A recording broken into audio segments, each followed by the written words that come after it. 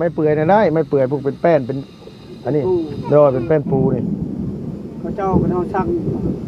รับเชียร์คิวเขาจะส่งมาดามคิวเขาไปส่งนั่นเลยสมมติว่าเฮือนหลังหนึ่งนะมันใช่จะคิ้วใช่เฮือนหลังนึงเนี่ยโดยหมดคือผมเจ้าว่าเฮือนนั้น6 เนาะ6 7กัน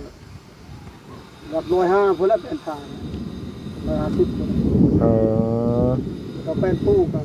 ประมาณ50นี่แหละอ๋อ50โตโดย50แพนเพราะว่าที่นี่นั่นคือไอ้เพิ่นน่ะเพิ่นอยากให้น้องมาถามเรื่องเสาเขาแหละแต่ว่าคือไม่น่ะเขาก็บ่ฮู้ว่าเพิ่นสิเอาฝากเงินมามื้อใดหั่นน่ะแล้วก็มีแต่ว่ามาบอกน้องว่าอาทิตย์แรกๆก็คือเพิ่นสิสั่งเพิ่นสิซื้อเสาแล้วก็ต่อไปเขาก็ยังบ่ฮู้ว่าแนวใดหั่นน่ะ4,500ต้นนึงเท่าไหร่อะไร500,0004,500ก็โอเคคือพี่น้องก็พูดเขาเวทให้นะก็โดยมีเจ้ากับอันนี้นี่สมมุติว่าอันนี้นี่คือฮอดยามฝนนี่มันสิแก้มาได้บ่แบบว่าคือแบบรถไถเขารถไถเนาะรถไถเขาจังว่าเขาก็จ้างรถไถเอาเนาะแล้วแต่เขาจะให้เพราะว่าเขาจ้างเลยเขาซอยเขาเลยต้นนึง500,000เด้โดยเขาประกอบเป็นอาหารการกินเขามานี่ก็เป็นน้ำในน้ำราดน้ำยังเขาก็บ่ว่ายังเขาก็ชดเชยอยู่โดยน้ำคิดน้ำใจโดยทีนี้เดี๋ยว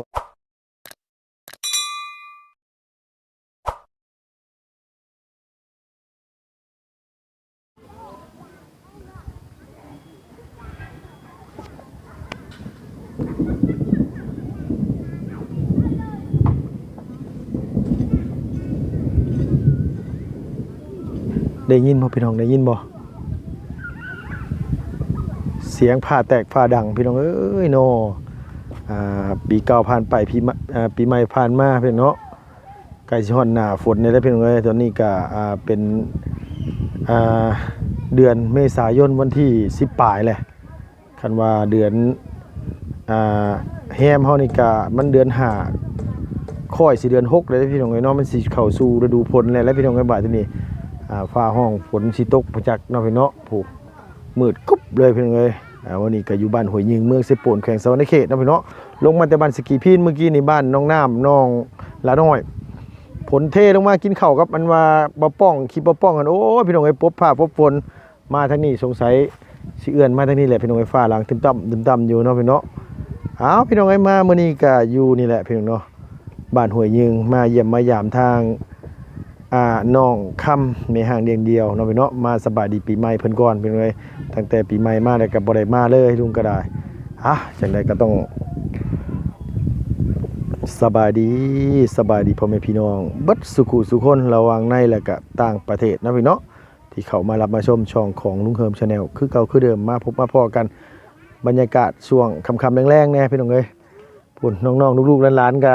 โดยเพิ่นบ่ได้เห็นลุงหลายมือเลยเนาะพี่น้องเนาะลุงก็ขึ้นมามื้อนี้เป็นวันที่2เนาะมาวันที่16 17 18มื้อนี้วันที่18นะพี่เนาะปีใหม่ปีนี้ก็ขอให้พี่น้องมีแต่ความสุขกายสบายใจเด้อเนาะพี่เนาะพอดีว่าลุงเข้ามามื้อนี้เนาะพี่เนาะที่เข้ามาถามน้องเพิ่นสิไปเหตุการณ์เฮ็ดงานอยู่สอนในเขตมื้อใดหรือว่าสิเอาแนวใดเนาะพี่เนาะโอ้พี่น้องเอ้ยหมู่พวกก็ขึ้นมาหลายคู่หลายคนมานี่เพิ่นก็บ่มีไผแวเนาะบ้านหัวเยืองนี่เป็นน้ำวิวสาวค่ำบ่ขึ้นบ่พี่น้องคือบ่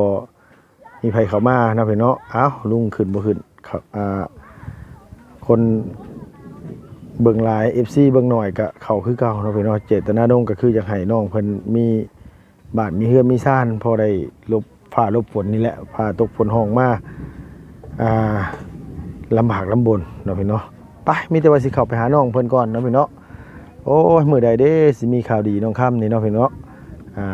คันมีข่าวดีน้ำตาพังยาวๆแล้วพี่น้องไอ้น้องเพิ่นน่ะไปมีแต่ว่าสิเข้าไปเยี่ยมไปยามน้องเพิ่นก่อนเนาะพี่เนาะโอ้ยใส่เสื้อมาเบิ่งน้องมื้อนี้FC ก็บอกว่าโอ้ยใส่เสื้อปันการ์ตูนนินจาว่าซั่นโอ้ยอย่าว่าซั่นว่าซี่เด้อพี่น้องมันบ่มีใส่เลยพี่น้องเอ้ยโดยไปพี่น้องเอ้ยเนาะมามื้อนี้ที่จริงมันก็บ่ได้ค่ำปานใดได้พี่น้องแต่ว่ามันมืดฝน แล้วก็ผลสิตกมันก็เลยมืดๆแน่พี่น้องเอ้ยบ่ได้เข้ามาแต่เฮิงก็ยังคือเก่าคือเดิมเพิ่มเติมกับมุงหลังคาอันตัวนี้น้อยหนึงโอ้ได้ยินเสียงฟ้าเสียงฝนห้องน่ะเตรียมแล้วทั้งนี้เตรียมรัดน้ำไว้แล้วพุ่นน่ะสบายดีเด้อแม่เด้อกำลังเฮ็ดหยังนั่นน่ะโดยยังงงๆอยู่นำไปอย่างได้บาทที่นี่เด้อ๋อยันน้ำไหลเข้าเฮือนอันเฮือนครัวยันน้ำไหลเข้ามองหนึ่งเข้าหนึ่งน้ำเฮือนฟืนไฟโดยตาเอากินอย่างเฮ้ยคือเศร้างาบๆอยู่สบายดีเด้อน้องเด้อสบายดีปีใหม่เด้อโดยสบายดีปีใหม่มื้อนั้นว่าสิอยู่แล้วก็บ่ได้อยู่เลยเมื่อบ้านเลยโดยเขามาหาตัวแล้วก็ออกไปแล้วก็เมื่อบ้านเลยเอาสบายดีปีใหม่โดยเอามีของมาฝากขอบใจโดยโอ้ปีใหม่เว้าหลายๆขึ้นนี่เด้อดูดีสบายดีปีใหม่สบายดีโดยบ่ได้มีขนมมาฝากเลยเฮ้ยมีแต่เฟอนี่เด้อแบ่งเอาเด้อโดยขอบใจเด้อแม่นอุ้ยปลายังเฮ้ยนี่น่ะแม่ไปสอนปลายังปลาน้ำเซนเด้อเจ้าห้องปลายังก่อนชื่อปลาใหญ่ชุดหรือบ่นางโดยตัวใหญ่กว่านี้ก็มีตัวนี้กับตัวนี้อันเดียวกันบ่บอกคนละปลาแต่ตัวนี้มันสิเป็นแต่แซ่บกว่าเนาะโดยอบอ้วนสงกรานต์ไปเล่นไสแล้วล่ะฮะอ๋อเห็นบ่เวลามันล้มหนามึงเนี่ยเฮ็ดบาดที่นี่ฝนฟ้ามาเลยระวังเด้อหัวโลนๆหั่นเด้อเบิ่งงานไม่บิ๊กฮักทับหัวได้เฮ้ยฝนสิตกเนาะอันว่าค่ำมื้อนี้เนาะโดยไปเฮียนรถมาบ่นางโดยเป็นไรล่ะบ่ได้พารถล้มรถหยังบ่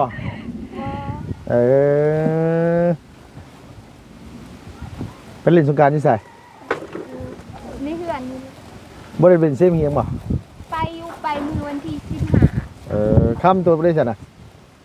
ได้ไปใช้อยู่บ่บ่ได้ไปมีแต่ไปยังก็ไปฮดพระวันที่ยังไงมีแต่ออกไปแต่14หั่นแหละน้องก็บ่ได้ไปใส่14ออกไปอยู่โดยแต่ว่าที่เหลือมาก็บ่ได้ไปใส่เลยโดยแต่มันแดดน่ะนายก็เลยปีนี้มันบ่อยากม่วนปานใดน้องเพราะว่ามันแดดแห้งปีนี้โอ้ยสบายดีเด้อนางเด้อโอ้บ่ได้พ่อปีใหม่ให้งามขึ้นเนาะอ้าวเฮ้ยปีใหม่เขาก็ย่องได้เนาะย่องหลายเขาก็ได้อีกแล้วขนาดบ่ได้ไปก็ยังดับแห้งว่าสิไปอยู่คุมื้อบ่ได้ไปเลยได้ดำไม่ใช่ว่าบ่ได้ดำดอกซ้ำนี่คือว่าใส่กันแท้วะเอานั่งเอาไปนั่นแหละเอาไปมั้ยเอาไปถอกไกลๆเด้อนี่ถือดีๆจริงเฮ็ดมีหยังกันน่ะแกงหอยต้มหอยเด้ออ๋อถือดีมีแต่ไปโฮดพระแล้วก็เลยน้องบ่ได้ไปบ่ได้ไปใส่เลยโดยมีอันนี้เซ็ตได้สกินนี่เลยตัวใดแม่ว่าจิอูเอาโดยไปใส่เขายังเกาะเขาจะว่าเขาเบื่อมันยังเกาะเขาคั่วเด้อ้ายอ๋อมันแซ่บหอมแบบว่าใส่ข้าวคั่วคืออ้อมนะบ่เป็นอ้อมบ่โดย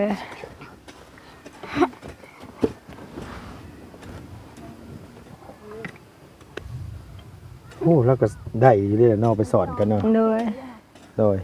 สองสาวไปอยู่ว่าสองสาวนะเอาไปสอนนี่แหละบ่กล้าสลงน้ำยันดำยามบ่ได้ปลาจักโตนั่งจะเคยไปสอนอยู่บ่ล่ะผู้นี้น้อยนี่แม่วันละน้อยบ่เคยไปเอาเลิกโรงเรียนมาบ่ได้ไปว่าสรุปมันไกลน้ำเสเนาะมีการแดดกินไข่น้อยย่างไปค่ะโดยแบบจังแนวใดปีนี้แบบมันบ่อยากม่วนปานใดเล่นบ่คักปานใดแม่นบ่โดยก็ปีกายนี่หัวหาวได้จักไปบ่ได้ไปมันแดดเนาะปีนี้ไปมันบ่ค่อยม่วนปานใดโดยพอตู้กับเมียเรายังอยู่นำกันอยู่บ่ซุมื้อนี่อยู่เมียเราแฮงบ่สบายเป็นไข้เลยปีใหม่ไป บาลินเป็นก็เพราะว่าเราไปคู่มือเราก็เป็นไข่ โอ้ยก่อนปีใหม่น้องมันไปเห็นซุมื้ออยู่พุ่นน่ะไปซุมื้อเลยบ่สบายอยู่เฮือนบ่เดี๋ยวนี้น่ะ อยู่เฮือน มาอายไปความรู้สึกอะไรทางนั้น โอ้ไปเฮือนแม่เพิ่นเมียเพิ่นนั่นนะ บ่สบายว่าติโอ้ไปเล่นซุมื้อเพิ่น ผัวเพิ่นจมอยู่ว่าไปอยู่มืดมือ ไปมือเดียวก็ยังเจ็บหัว ไปแต่เช้ามาจน5-6 โมงไปอีกกลางคืนกัน1 โมง 2 โมงเข้าวง โอ้เขาวงดนตรีบ่ โดย พี่ว่าน้อยได้ เออ เราไปแล้วนอน โอ้ไปนำผู้บ่าวน้อย เขาเห็นเล่น คักแล้วซะน่ะโอ้ยยันบ่โดนได้ยินข่าวบ่ดีแน่ๆเลยพี่น้องเอ้ยสาวสำน้อยหนี้ตามหัวเอาใช่ว่าเนาะสิทิ่มไปผู้เฒ่าเสียใจผู้เดียวอีกละเอามีแต่ว่าเอาเป็นการเป็นงาน เราก็มีหัวใจเดี๋ยวมีหัวใจได้ก็ไปถูกว่า ทางอันที่ลุงบอกให้ตัวอันมาอันถามอันว่าทางพ่อน้องนางไว้อันเรื่องเสาเฮือนน่ะมีคน ได้ยินอายว่าได้แล้วคือว่าแม่นบ่สติงจะสร้างเลย ได้หาเสา แล้วก็ได้หา เสาต้นหนึงเท่าไหร่ก่อนนางต้นละ500,000 5 เมตรเนาะแต่เขาแก้มาให้บ่บอกว่ามีแต่ว่าคันว่าซั่นน่ะมีแต่มืออื่นน่ะให้เพิ่นแก้มาเลยงั้นมาทั้งเบิดทั้งมวลน่ะหาเสามันก็ยังเหลือ9ยังเหลือ4เนาะน้องเนาะ โดย คันว่าสมมุติว่าสิปลุกเฮือนนี่สมมุติว่ามีเงินมานี่นะเฮ้ยแบบว่านี่สิต้องปรับบ่อดินนี่ ปั๊บเลย โดย ต้องให้ปั๊บเลย ได้ปรับนี่ปรับเพิ่นคือสิคิดแพงแต่ได้ว่านี่นะเนาะลุงว่าก ะอายคอยปรับแม่นิงจักล้านก็ตอนนั้นคือ3แม่นบ่ล้าน2ล้านอายว่า แม่น บ่ติง2ล้านบ่ ล้านหรือล้านฝ่าย ดุดนี่เลย ปั๊บดินนี่นะ3 ล้าน นี่3ล้านเนี่ยเดียวยัง3ล้านอาย ของอายเขานี่ ตัวนี้ ของอายเขานี่ นี่หน่อยเดียวยัง3ล้าน3 ต้องเถื่อเนาะต้องเถื่อเฮ็ด บ่ว่าเราเฮ็ดเทื่อเดียวบ่ได้แบบนี้ เถื่อทับอิฐน่ะก็งามปั๊บไม่อีก จ้า โอ้ยฝ่าดังพี่น้องเอ้ย โดย แต่ว่าเสาน่ะเพิ่นได้โดยสบายดีอ้ายสบายดีโดยว่าจังได๋เสาเฮาได้บ่เสา ได้แล้วสั่งคนยังบ่ทันลงแต่ผู้คน เขาสิมาฮอดพี่เลยบ่ มาฮอดพี่เลยเขาให้ไปซอยลงแต่ผู้ อันว่าเพิ่นอยากได้คนอันอยู่พี่น่ะไปซอย โดย อ๋อแล้วบัดนี้สิแต่งสิแต่งให้ไปซอยใช่ทำไม ลูกหลานเองนั่นแหละ แล้วบัดนี้เข้าไปซอยนี่ค่าใช้จ่ายหยังสิได้ซะ บ่ให้จ่ายยังดอกไปซอยเขาสิ อ๋อบ่ได้ค่าใช้จ่ายบ่ได้มีเนาะมีแต่ว่าคันเฮามีน้ำจิ้มใจซื้อน้ำซื้อได้ไป แม่น อ๋อแล้วมื้อใดเพิ่นชวนสิอันว่าให้ไปอันเอาลง ก็ได้7เช่าพุ่นนี่ ไปเจ็ดเสาแล้ว ก็เลย ยังเหลืออีก2เสาเนาะ แม่นแหละ คือไม่คือตอกนี่เฮาสั่งได้บ่อ้ายขออนุญาตถามแหน่ ก็ได้อยู่ ได้บ่อ่า ดอดนั่นแหละ แปลว่ามันก็ปกติอยู่แล้วน่ะก็บ่เพิ่นว่าโดนมันก็สิประมาณบ่ฮอดเดือนเฮาว่าเนาะฮอดบ่เดือน บ่ฮอดเดือนดอกประมาณ10นี่แหละ ไม่น่ะเนาะมันไม่ไหม้อย่างนี้อ้ายแบบว่าคืออ้ายคนของอ้ายสั่งเอาเด้เฮาจะได้ไม้ที่มันงามแน่ที่เฮาสั่งมาจากเมืองพีเนี่ยมันบ่งามหั่นน่ะ ไม่เขาคือว่าเนาะเขาว่าแบบไม่ยังไม่ห้าวไม่ยัง ปิดเด้อสัญญาณอินเทอร์เน็ตเด้อ ทางเฮานี่เฮาปิดเรียบร้อยเลยนะเอ้ย บ่ได้มีข้างน โด อก ย ปิดแต่เฮิก ไม่เปื่อยไม่เปื่อยน่ะได้ไม่เปื่อยพวกเป็นแป้นเป็นอันนี้โดยเป็นแป้นปูนี่ เขาเจ้าเขาเฮาสั่ง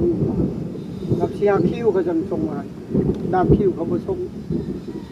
นั่นเนาะ สมมุติว่าเฮือนหลังหนึงน่ะมันใช้จะคิ้วซะ คือหลังนึงเนี่ย โดย ก็อีตาหมดคือหมู่เจ้าว่าเฮือนนั้น6ฟุต7เนาะ6ฟุต7ก็รับ105พุ่นละเป็นทาง150พุ่น เออ ก็เป็นปูก็ประมาณ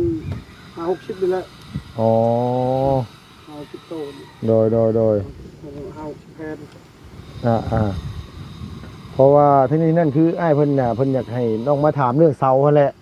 แต่ว่าคือไม่น่ะเฮาก็บ่ฮู้ว่าเพิ่นสิเอาฝากเงินมามื้อใดหั่นน่ะแล้วก็มีแต่ว่ามาบอกน้องว่าอาทิตย์แรกๆก็คือเพิ่นสิซื้อเสาแล้วก็ต่อไปเฮาก็ยังบ่ฮู้ว่าได้ใดหั่น สิ น่ะ เป็นห้า สิแม่น5ต้นหนึงเท่าไหร่อ้าย อะไร500,000 500,000สิแม่น500,000ก็โอเค คือพี่น้องกับพูดเขาเวทให้นะครับ โดย มีเจ้า กับอันนี้นี่สมมุติว่าอันนี้นี่คือฮอนยามฝนนี่มันสิแก้มาได้บ่แบบว่าคือแบบ ได้รถไทยเขา รถไถเนาะ รถไทยเขาจัง แบบว่าเฮาก็จ้างรถไถเอาเนาะ แล้วแต่เขาจะให้เพราะว่าเขาจ้างเลยเขาซอยเขาเลยต้นหนึ่ง500,000เลย โดย เขาประกอบบริหารการกินเขามานี่ก็เป็นน้ำในน้ำราดน้ำยังเขาก็บอกว่ายังเขาก็ชมเชยอยู่ โดย เขาน้ำคิดน้ำใจ ทีนี้แต่ว่าคอแห้งเขาส่งคนนะเขาเรือแต่เขาลงบ่ได้ติดปูน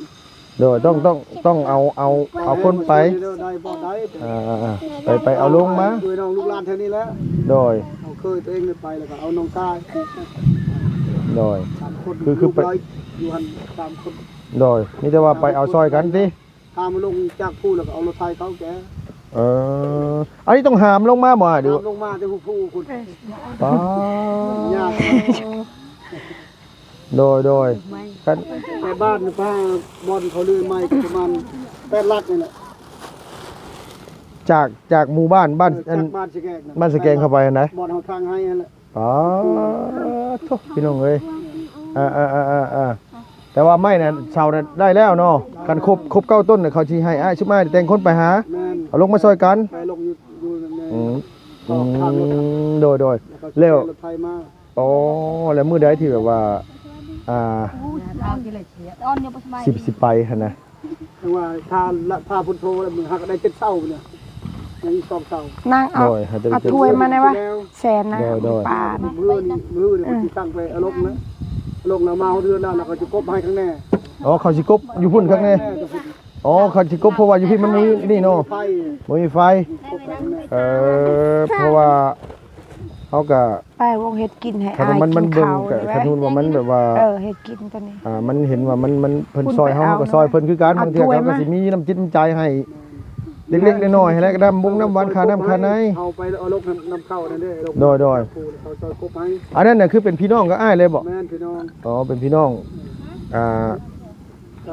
ผู้นี้แหละ อ๋อ ผู้อยู่คุณ โดยเจ้าว่าไงก็คือน้องเคยเนาะน้องเคยอ้ายบ่โอ้ก็คือแบบ ซอยได้อยู่แต่ว่าเอาลงมาจากผู้ให้ผู้อายมาซอยแน่บ่เอาลงบ่ได้แต่เสานั่นน่ะ15บ่ หน้า18 10อ๋อ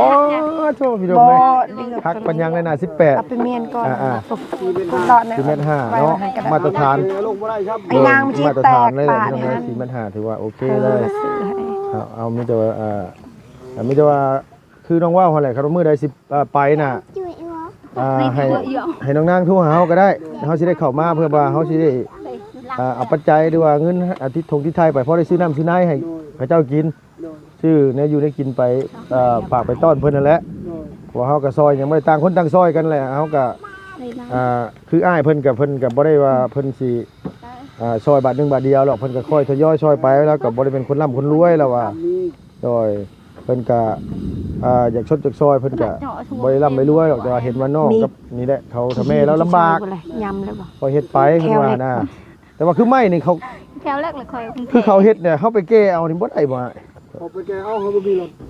เจ้าบ่ได้มีรถบ่ซะ บ่ รถไทยนี่ได้บ่มีผมมั่งแล้วตอนแรกก็คิดว่า อันนี้ถ้วย เยอะยังไงนั่น ลายมันได้เฮือนเจ้าจะได้ โดย เฮ็ดดีๆนะ เฮือนอัน6คูณ7 บ่แม่น ซื้อไหนนะ บ่ไป 5คูณ7 5คูณ7โดย 5คูณ7โดย 5คูณ7แล้วก็เพิ่นว่ากันว่าเป็น ไม่ดีเดียว ไม่เป็น เป็นอย่างเอาเลยเหรอ ไม่เป็นปูน่ะไม่เป็นปูน่ะมันตกอยู่ประมาณ60แผ่นที่เราเฮ็ดมาน่ะ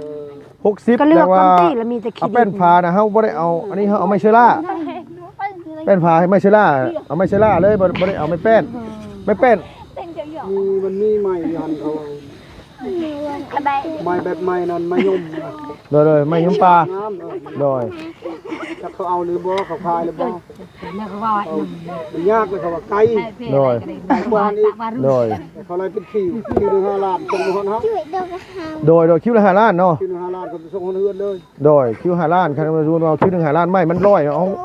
าเดียวว่ามิแต่ว่าถ้าสมมุติว่าอ้ายเพิ่นฝากเงินมาเนาะแต่เพิ่นบอกว่าหาไม่ไปสร้างซื้อเลยว่าจะเอาจะคิวสมมุติว่าไม่48คิวนึงไม่5คูณ10คิวนึงเนาะแล้วตัวนี้มันบ่รู้ว่ามันสิตกจะคิวแล้วเพิ่นเช็ดให้เฮาบ่เฮาก็ถามมึงอีกเทื่อนึงแล้วไม่แป้นมันก็ประมาณคิวนึง เขาก็มาส่งทางบ้านนี่เขาก็มาส่งคันแต่ไทยพุ่นจะรับ4-5คิวเพิ่นส่งมา3คิวกับชุดเขาจะส่งมาให้ บ่คือแถวบ้านนี่ก็ บ้านนี่มันแบบมันย่อย โดยว่าง่ายว่าคือสมมุติว่าไม่แป้น50-60แผ่นนี่เพิ่นก็เฮ็ดเนาะ เฮ็ด แผ่นหนึงเพิ่นขายตกเท่าไหร่อ้าย เขาก็ไล่เป็นคิวแล้วก็ไปเป็นเม็ดกับเม็ดละแสน ไม่น่า ไม่เป็นผ้ากับเป็นปูนะ อืม มากิน เม็ด น้ำ เม็ดละแสนเลยบ่ น้ำไปโอ้ยเจ้า มันคิวหนึงมันตกจากแผ่นบ่พี่ ตายหอกแล้วไม่โม แผ่นปูนี่คิวหนึ่งตกอยู่50แผ่น 50ปลายเนาะ 50ชอบเขาจะรู้หมดเลยตรงกัน เจ๊ โดย50น้อยๆเพราะว่าเขาสั่งมาเมืองพิณน่ะ50ก็นั่นก็คิวหนึงก็5 ล้าน5 ล้านนี่แหละประมาณ5 ล้านแต่ไม่เนี่ยมันแบบจักไม่อีหยังแน่นะ คือการระบบเฮ็ดใหม่ โดย แต่ไม้ตัวนี้ไม้ยมนี่ เฮาเห็นเนาะ จักแล้วเขาว่าไม้ยม โดย เขาก็เคยเห็นดอกเขาดอกไม้ยมมันต่างมันสีแดงๆกัน แต่ไม้กระอ้ามก็งามคือเศร้านี่ไม้กระอ้ามเขานะ โอ้เจ้า โดย นี่ไม้อื่นไม้กระอ้าม โดยแต่ว่าไม่เนื้อแข็งเนาะ แค่กันไม้กระอ้ามมันเด้ โดย เศร้านะ มีแต่ว่าเขาสิกบมาให้แต่บ้านสิแกงพุ่น แม่น แล้วแกมาพี่เนาะ แกมาเลย โดย รูปลาวไอ้เคยกบไปแน่ว่าทางบ้านบ่มีไผว่ากบ โดย ทางแน่ว่ะ โอ้ถวยก็แตกจังเลย คันชุบน้ำไม่เครื่องได้ใช่ชุบเขาเอามาแต่ชุบเครื่องดิซ่านนี่เขาสิเอาเนี้ยกบ เดี๋ยวเอาจักกันเลยคันว่าชากมันมาเอาจักชาวจักเขาเจ้า เอาทางเซาคือว่าเอารถไถก็เอามอเตอร์ปั่นเอาเนาะ บ่มีจักไฟฟ้านี่เฮือนี่จักไฟฟ้านี่ โดยมีแต่ว่า 3 ล้านบาท เพราะว่าเงินตัวที่แบบว่าสร้างซื้อเสามันมาแล้วแต่มาไม่น่ะขัดตรงค่าไม้เนี่ยเขายังบ่ทันได้มีหั่นน่ะ ครับมันมีแหละมีแต่ว่าเขาสิมาแจ้งข่าวดีน้องเพิ่นแต่ว่าเพิ่นน่ะอยากสมทบให้คุณยายคนอื่นมาซอยกันแน่ เมื่อกี้นี้แล้วเขาโทรมาหาก็ว่าหาก็ได้7เช้า มื้อนี่คือสิได้จบแล้วมื้อจะได้แก้ลงแล้ว โดย ลงหมอที่เพิ่นเขาก็กบข้างหน้าจังมาส่ง แต่อันนี้ก็ตัวนี้ก็คือเฮาให้อ้ายหาไว้แต่ล้นแล้วแหละพี่น้องมาแจ้งข่าวดีน้องเพิ่นแต่โดนเต็มแล้วตัวเสานี่แต่ว่าตัวไม้น่ะเฮาเงินยังบ่มาแหละก็บ่กล้าเว้า แม่นอย่า คือว่าเว้าไปแล้วเพิ่นคัดข้องเฮาก็บ่ฮู้เนาะคนเฮามันยังบ่เห็นเงินตัวนี้มันก็เว้ายังบ่ได้นะแต่ตัวเสานี่เพิ่นอันนี้อยู่แล้วแต่ว่าสิได้สำใดเฮาก็ถามเบิ่งนำกันหน่อยเนาะติดตามเบิ่งไปเรื่อยๆพี่น้องเอ้ยไม่ได้ว่าถ้าเบิ่งถ่ายชมนำกันแต่ว่าในใจจริงก็คันมีผู้ใหญ่ทั้งหลายทางเนี่ยมาช่วยกันมันก็ดีเดือนมันก็สิเร็วไวกว่าผู้ดึงผู้เดียวเฮ็ดนะนี่ก็จังน้อยว่าดินนี่ก็ต้องปรับอีกนี่3-4 ล้านพุ่นบ่จักไหนเนาะ นั่นนะตามชุด3 ล้านไปสำนั้น ปรับนี่ซ้ำหังอ้ายนี่บ่ปรับลงซ้ำนั้นได้บ่ ไหน ปรับลงซ้ำนั้นบ่อ้ายปรับเท่าไหร่ซะนั่นน่ะ 3 ล้าน ปีกายนี่ได้เงินคายมัน ปีกายปรับแต่ปีกายนี่น่ะเนาะ นี่ก็ชามลาด ตัวนี้ก็3 ล้าน อันนี้เนาะ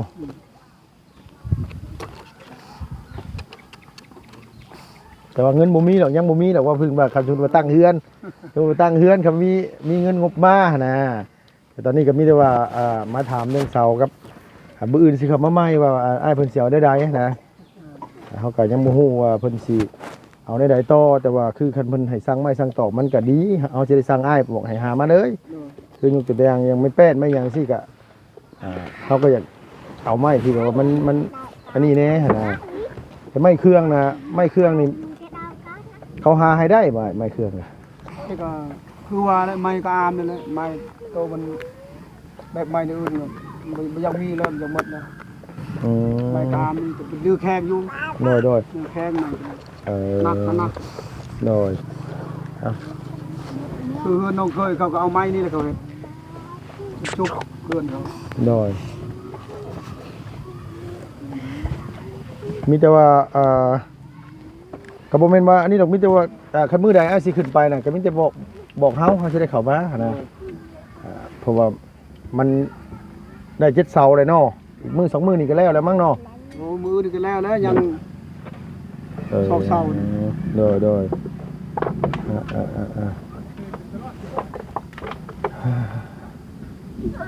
บ่ปากบ่ติเนี่ยนะครับเนาะตัวน้องย่านผ้ากับปานนั้นย่านฝนห้ำหัวกับบ่แห้งเลยจังว่าฝนก็ตกซ้ำฝนก็เหยียบมาเลยได้นี่มึงแน่โอ้ตาย